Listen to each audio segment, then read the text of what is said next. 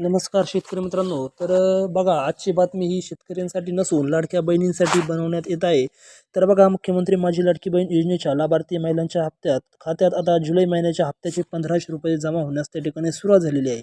राज्य सरकारच्या महिला व बाल विकास विभागाकडून ही योजना चालवली जात असून त्या ठिकाणी प्रत्येक पात्र लाभार्थ्यांना त्या ठिकाणी जुलै महिन्याच्या हप्त्याची वाट आता पाहायची बाकी नाही, कारण रक्षाबंधन आधीच त्यांना आता 1500 रुपये जमा होण्यास सुरुवात झाली असून लाडक्या बहिणींसाठी ही एकदम अतिशय महत्त्वाची आणि आनंदाची बातमी असून त्यांना आता जरासा दिलासा मिळालेला आहे.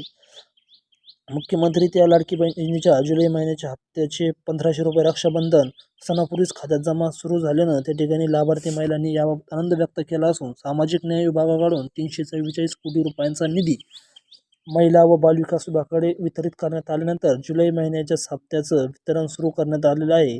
महाराष्ट्र सरकारनं राज्यातील महिलांच्या आर्थिक स्थिती सुधारण्यासाठी मदतीचा एक भाग म्हणून ही योजना सुरू केली होती.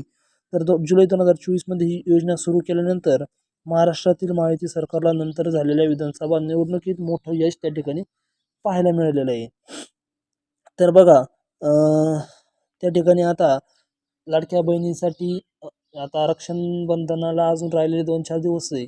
त्याआधीच 1500 रुपये जमा झालेले आहे. काही बहिणींना जमा झालेले असून काहींना अजून त्या ठिकाणी 1500 रुपये जमा झाले नाही. तरी येत्या म्हणजे रक्षाबंधनाच्या आधी एक दिवस त्या ठिकाणी सर्व लाडक्या बहिणींच्या खात्यात जे पात्र ठरलेले आहेत त्यांच्या खात्यात हे जे काय आहेत 1500 रुपये ते जमा होणार आहेत. कोणत्याही प्रकारचे काही काळजी नाही.